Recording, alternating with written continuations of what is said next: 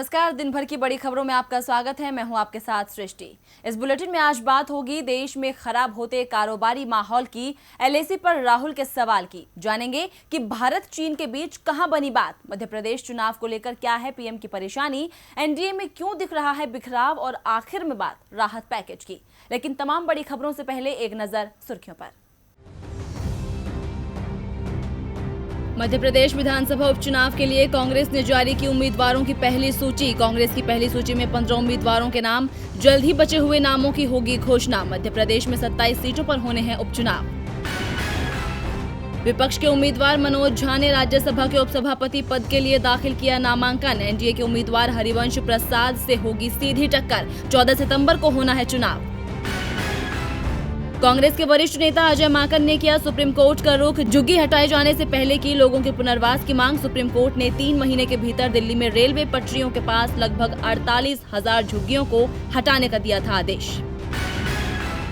UPPCS 2018 के mains के नतीजे घोषित। टॉप 3 में छात्राओं का ही रहा कब्जा। पानीपत की अनुज नेहरा ने किया टॉप। दूसरे स्थान पर गुड़गांव की संगीता राघव और तीसरे स्थान पर रही मथुरा की ज्योति शर्मा।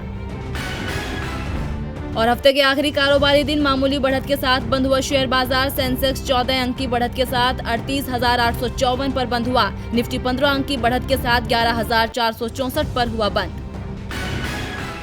सुर्खियों के बाद अब बात आज की सबसे बड़ी खबर की। मोदी सरकार के लिए विपक्ष अक्सर ये कहता है कि वो लोगों से उनकी आजादी छीन रही है। बोलने के अधिकार से लेकर काम करने के अधिकार तक हर जगह लोगों को परेशानी का सामना करना पड़ रहा है। लेकिन अब ग्लोबल इकोनॉमिक फ्रीडम इंडेक्स पर ऐसी रिपोर्ट सामने आई है जो सरकार को फिर से कटघरे में खड़ा करती है। इस पर चर्चा के लिए हमारे साथ स्टूडियो में मौजूद है राजीव जी। राजीव जी, बहुत बहुत स्वागत है आपका। लेकिन चर्चा शुरू करने से पहले ये रिपोर्ट देखिए। मोदी सरकार दावा करती है कि ईज ऑफ डूइंग की रिपोर्ट में भारत तेजी से आगे बढ़ रहा है, लेकिन सवाल उठता है कि जब व्यापार के लिए स्वतंत्रता ही नहीं है तो माहौल अच्छा कैसे हो सकता है। ये सवाल इसलिए उठ रहा है क्योंकि ग्लोबल इकोनॉमिक फ्रीडम इंडेक्स में देश फिसड्डी साबित हो रहा है। जी हाँ, 2020 में भारत 26 स्थान नीचे खिसक कर 105वें स्थान पर आ गया है। दरअसल देशों में कारोबार के वातावरण के खुलेपन के बारे में कनाडा की एक संस्था ग्लोबल इकोनॉमिक फ्रीडम इंडेक्स की रिपोर्ट जारी की है, जिसके तहत भारत 105वें स्थान पर है। पिछले साल देश 19वें स्थान पर था। इस सूची में हांगकांग और सिंगापुर पहले और दूसरे स्थान पर हैं, जबकि चीन 124वें स्थान पर है। रिपोर्ट के अनुसार पिछले 1 साल में सरकार के आकार, न्यायिक प्रणाली और संपत्ति के अधिकार, वैश्विक स्तर पर व्यापार की स्वतंत्रता, वित्त, श्रम और व्यवसाय के विनियमन जैसी कसौटियों पर भारत की स्थिति थोड़ी खराब हुई है।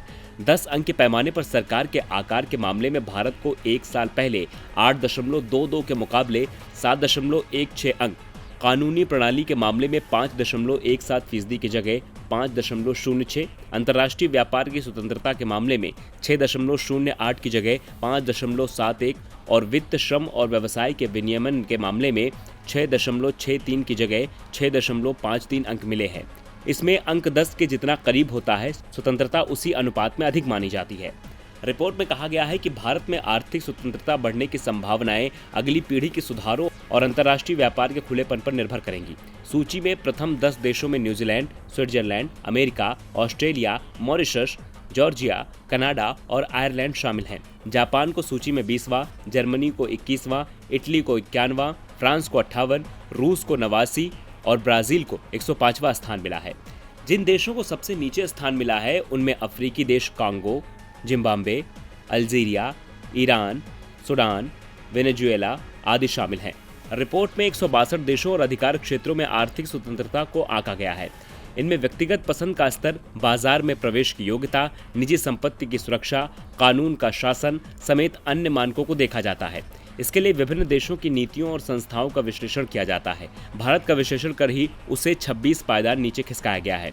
अब सवाल उठता है कि जब देश में व्यापार के लिए स्वतंत्रता ही नहीं है तो अर्थव्यवस्था आगे कैसे बढ़ेगी। राजीव जी, देश की आर्थिक दशा इस समय बेहद खराब है। सरकार का दावा है कि स्वास्थ्य मुसीबत का दौर थमने के बाद दुनिया भर की कई कंपनियां भारत में निवेश करेंगी। यहां वो अपनी प्रोडक्शन यूनिट लगाएंगी, जिससे मेक इन इंडिया अभियान को तेजी मिलेगी। लेकिन जो रिपोर्ट सामने आई है वो तो सरकार के दावे से उल्टी कहानी बता रही है। जब देश में कारोबारी माहौल ही सही नहीं होगा तो कोई यहां निवेश क्यों करेगा? इस रिपोर्ट को लेकर आपका क्या कहना है? जी सृष्टि, ग्लोबल इकोनॉमिक फ्रीडम इंडेक्स की इस रिपोर्ट में एक बार फिर मोदी सरकार की विफलता को उजागर किया गया है। दूसरे शब्दों में कहें तो सरकार को आईना दिखलाया गया है। देश की आम जनता और छोटे और मध्यम कारोबारी तो पहले से ही देश में व्यापार के घटते अवसरों और बढ़ती तकलीफों के भुक्तभोगी हैं। केवल 2-4 उद्योगपतियों के लिए ही देश के सारे संसाधन और सारी आज़ादी उपलब्ध है और उनकी तरक्की को सरकार देश की तरक्की के रूप में दिखाना चाहती है। लेकिन सच कहीं ना कहीं से अपना चेहरा दिखला ही देता है। सरकार यही दावा करती रही है कि उसके शासन में देश में कारोबार के लिए अवसर बढ़े हैं। ईज ऑफ डूइंग बिजनेस और लाइसेंस राज खत्म करना जैसी बातों के जरिए वो ये बताने की कोशिश करती है कि वो हर हाल में व्यापार को गति देना चाहती है, व्यापार को बढ़ाना चाहती है। यानी मैं सरकार की बात कर रहा हूं सृष्टि। लेकिन सचमुच ऐसा होता अगर तो आज जीडीपी औंधे मुंह गिरी नहीं होती, करोड़ों नौकरियां खत्म नहीं हो गई होती। ये रिपोर्ट बताती है कि पिछले 1 साल में सरकार के आकार और वैश्विक स्तर पर व्यापार की स्वतंत्रता, न्यायिक प्रणाली और संपत्ति के अधिकार जैसी कसौटियों पर भारत की स्थिति बेहद खराब हुई है। और इसका सीधा मतलब यह है कि सरकार इन कसौटियों पर खरी नहीं उतरी, जिसका खामियाजा देश को और देश की जनता को भुगतना पड़ रहा है। देखने वाली बात यह है सृष्टि की जो रिपोर्ट अंतर्राष्ट्रीय स्तर पर आपकी कमी दिखला रही है उसे सरकार मानेगी या इसके लिए भी कोई नया बहाना गढ़ेगी। धन्यवाद राजीव जी तमाम जानकारी के लिए। अब रुख करते हैं अगली खबर का। राहुल गांधी लगातार सरकार को घेर रहे हैं। पहले अर्थव्यवस्था, बेरोजगारी, छात्रों की परीक्षा को लेकर निशाना साधा तो वहीं अब एलएसी पर भारत चीन के बीच जारी तनाव को लेकर राहुल गांधी ने सरकार को घेरा है। राहुल ने पूछा है कि क्या इसके लिए भी भगवान ही दोषी है। रिपोर्ट देखिए। कांग्रेस सांसद राहुल गांधी ने एक बार फिर केंद्र सरकार पर निशाना साधा है, लेकिन इस बार मुद्दा बेरोजगारी, अर्थव्यवस्था या छात्रों की परीक्षा का नहीं है। इस बार राहुल गांधी ने सरकार को भारत और चीन के बीच जारी तनातनी को लेकर निशाना साधा है।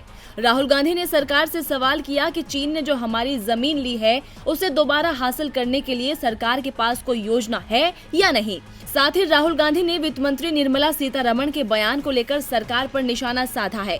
राहुल गांधी ने ट्वीट किया, क्या चीन द्वारा कब्जा की गई हमारी जमीन भी एक्ट ऑफ गॉड है? चीनियों ने हमारी जमीन ले ली है, क्या सरकार इसे वापस लेने की योजना बना रही है या कि ये भी एक्ट ऑफ गॉड होगा? गौरतलब है कि बीते दिनों वित्त मंत्री निर्मला सीतारमण ने गिरती अर्थव्यवस्था को महामारी के मत्थे मढ़ते हुए एक्ट ऑफ गॉड बताया था। राहुल गांधी ने वित्त मंत्री के इसी बयान को लेकर तंज कसा है। बता दें कि इससे पहले भी चीन को लेकर राहुल गांधी ने सरकार पर निशाना साधा था। तब भी राहुल गांधी ने कहा था कि सरकार चीनी इरादों का सामना करने से डर रही है। गौरतलब है कि इस साल मई से ही भारत और चीन के बीच गतिरोध जारी है। जून में सीमा पर हिंसक झड़प में 20 भारतीय सैनिक शहीद हो गए और जिसके बाद से ही स्थितियां ज्यादा नाजुक हो गईं। राहुल गांधी तो लगातार सरकार को हर बड़े मुद्दे पर घेर रहे हैं, फिर चाहे वो महामारी हो, अर्थव्यवस्था या फिर बेरोजगारी हो। लेकिन सवाल तो खड़ा जरूर होता है क्योंकि सरकार के पास इनमें से किसी भी सवाल का जवाब नहीं है। एक तरफ राहुल गांधी सरकार से पूछ रहे हैं कि सरकार एलएसी की सच्चाई कब बताएगी, हालात कब सुधरेंगे। वहीं सरकार भले ही सब कुछ ठीक होने के दावे कर रही हो, लेकिन कुछ भी ठीक नहीं दिख रहा है। और इसी बीच मॉस्को में भारत और चीन के विदेश मंत्रियों की बैठक हुई, जिसमें 5 सूत्रीय फॉर्मूले पर सहमति बनी। लेकिन इस सहमति पर भी लोगों को संदेह है। तो किस फॉर्मूले पर बनी है सहमति, इस रिपोर्ट में देखिए। भारत और चीन के बीच सीमा विवाद लंबे समय से चल रहा है, लेकिन इसको सुलझाने के लिए अब कदम उठाए जा रहे हैं। इसी को लेकर रूस की राजधानी मॉस्को में भारत और चीन के विदेश मंत्रियों की बैठक हुई। बैठक में दोनों देशों की सीमा पर तनाव घटाने को लेकर सहमति बन गई है। भारत और चीन सीमा विवाद घटाने के लिए दोनों देश राजी हुए हैं और दोनों देशों के बीच 5 सूत्रीय फॉर्मूले पर रजामंदी हो गई है। नजर डालते हैं उन 5 सूत्रीय फॉर्मूले पर। आपसी मतभेदों को विवाद नहीं बनने दिया जाएगा, यानी अगर दोनों देशों के बीच कोई असहमति होती है तो उसके विवाद में तब्दील होने का इंतजार नहीं किया जाएगा। दोनों देशों की सेनाएं विवाद वाले क्षेत्रों से पीछे हटे, यानी डिसएंगेज की प्रक्रिया को दोनों देश जल्द से जल्द शुरू करें, क्योंकि फिलहाल जो स्थिति एलएसी पर बनी हुई है वो भारत और चीन दोनों देशों के लिए अहितकारी है। तय मैकेनिज्म के अनुसार दोनों देश बातचीत जारी रखें। इसके तहत स्पेशल रिप्रेजेंटेटिव मैकेनिज्म के तहत चर्चा को टूटने न दें और एग्रीमेंट और प्रोटोकॉल का पालन करते हुए किसी भी विवाद या तनाव की स्थिति से बचने का प्रयास करें। मौजूदा संधियों और प्रोटोकॉल्स को दोनों देश मानेंगे और इन्हीं के आधार पर सीमा पर तनाव को बढ़ने नहीं देंगे। दोनों देश ऐसा कोई कदम नहीं उठाएंगे जिससे तनाव बढ़े और आपस में भरोसा कायम रखने के लिए समय समय पर पहल की जानी चाहिए। लेकिन चीन की चालबाजियां किसी से छिपी नहीं है। 1962 से लेकर 2020 तक चीन का इतिहास धोखा देने का है। हाल ही में हुई सहमति से 2 महीने पहले भी राष्ट्रीय सुरक्षा सलाहकार अजीत डोभाल और चीनी विदेश मंत्री और स्टेट काउंसलर वांग ई के बीच इन मुद्दों पर सहमति बनी थी, लेकिन ड्रैगन ने धोखा ही दिया था। अब देखना होगा कि इस बार चीन सहमति पर कायम रह पाता है या नहीं। भारत चीन के बीच 5 बिंदुओं पर सहमति तो बन गई, लेकिन हमारा पड़ोसी इस सहमति का सम्मान करेगा, जिसे लेकर तस्वीर जल्द ही साफ हो जाएगी। लेकिन मध्य प्रदेश बीजेपी के अंदर जरूर सिंधिया को लेकर पूर्ण सहमति बनती नहीं दिख रही है। यही कारण है कि अब पीएम मोदी ने मध्य प्रदेश के चुनावी समर में एंट्री कर ली है। पीएम मोदी मध्य प्रदेश के लोगों को लुभाने की पूरी कोशिश कर रहे हैं। उनकी घोषणाओं को हार के डर के तौर पर देखा जा रहा है। तो बीजेपी की बेचैनी पर देखिए ये रिपोर्ट। अमूमन पीएम लोकसभा और विधानसभा के चुनाव में ही लोगों को लुभाते नजर आते हैं, लेकिन मध्य प्रदेश में तो उपचुनाव में ही प्रधानमंत्री मोदी अपनी पूरी ताकत लगा रहे हैं। वो रैलियां तो नहीं कर रहे, लेकिन योजनाओं की घोषणा कर लोगों पर डोरे डाल रहे हैं। मध्य प्रदेश की जनता से सीधी बात कर रहे हैं। जहां उन्होंने पहले स्ट्रीट वेंडर्स की बात की थी, वहीं अब प्रधानमंत्री आवास योजना के तहत लोगों का गृह प्रवेश कराने जा रहे हैं। 2 लाख आवास लोगों को घर देने का दावा किया गया है। इसी के तहत शनिवार को पीएम मोदी सुबह 11 बजे ऑनलाइन कार्यक्रम के जरिए लोगों को घर देंगे। पीएम मोदी की इन घोषणाओं को हार के डर के तौर पर देखा जा रहा है। ये डर इसलिए है क्योंकि सिंधिया समर्थक शिवराज के लिए परेशानी का सबब बने हुए हैं। दरअसल ज्योतिरादित्य सिंधिया के आने से बीजेपी के पुराने नेताओं में असंतोष है, इसीलिए बीजेपी में बगावत का दौर शुरू हो गया है। यहाँ तक कि ग्वालियर के बड़े नेता माने जाने वाले सतीश सिकरवार पार्टी का साथ छोड़ चुके हैं। सिंधिया की वजह से ही सतीश ने अपने 200 से अधिक समर्थकों के साथ कमल छोड़कर कमलनाथ को मजबूत करने कांग्रेस का हाथ थाम लिया। सतीश सिकरवार के फैसले ने मुख्यमंत्री शिवराज सिंह चौहान और बीजेपी का चुनावी गणित बिगाड़ दिया है। इसीलिए प्रधानमंत्री मोदी बीजेपी की नैया को पार लगाने के लिए मैदान में उतर गए हैं, क्योंकि अगर चुनाव में जीत नहीं मिली तो शिव का राज जाना तय है। ऐसे में देखना होगा कि क्या पीएम कमल को बचा पाते हैं या नहीं। मध्य प्रदेश में चुनाव के मद्देनजर बीजेपी जोर आजमाइश में लगी है, तो बिहार में भी राजनीतिक गलियारों में हलचल तेज हो चली है। राज्य के सभी प्रमुख दलों ने एड़ी चोटी का जोर लगा दिया है, लेकिन इसी बीच बीजेपी द्वारा राज्य में कराए गए इंटरनल सर्वे ने उसकी धड़कनें तेज कर दी हैं। तो क्या कहता है बीजेपी का इंटरनल सर्वे, देखिए इस रिपोर्ट में। बिहार में भले ही अभी चुनाव की तारीखों का ऐलान नहीं हुआ है, लेकिन चुनाव आयोग तो साफ कर चुका है कि चुनाव तय समय पर ही होंगे। सत्ता पर काबिज होने के लिए सभी जोर आजमाइश कर रहे हैं। किसी को कुर्सी बचाने की चिंता है तो किसी को कुर्सी पाने की। राज्य में नीतीश कुमार की सरकार है और एनडीए एक बार फिर नीतीश के नेतृत्व में चुनाव लड़ने की तैयारी में जुटा है। इस बीच बीजेपी द्वारा राज्य में एक इंटरनल सर्वे कराया गया। ये सर्वे पार्टी के जनरल सेक्रेटरी, एमएलसी और प्रदेश उपाध्यक्षों के 90 लोगों की टीम ने किया है, लेकिन इसकी रिपोर्ट ने पार्टी को चौंका दिया है। दरअसल सर्वे की रिपोर्ट में कहा गया है कि राज्य की जनता नीतीश कुमार से बेहद ज्यादा नाराज है। बिहार में 15 साल से सत्ता के शीर्ष पर बैठे मुख्यमंत्री नीतीश कुमार के खिलाफ इस बार एंटी इनकम्बेंसी फैक्टर का असर पूरे राज्य में साफ देखा जा सकता है, और नीतीश के साथ होने के कारण इसका बीजेपी को भी बहुत भारी नुकसान हो सकता है। सर्वे में बताया गया है कि बीजेपी को छोड़ने और आरजेडी के साथ जाने, फिर आरजेडी को छोड़कर बीजेपी के साथ आने के नीतीश कुमार के फैसले के बाद राज्य में उनकी विश्वसनीयता बहुत कम हो गई है। लोग सवाल कर रहे हैं कि इस बात की क्या गारंटी है कि चुनाव के बाद नीतीश कुमार फिर पाला नहीं बदलेंगे।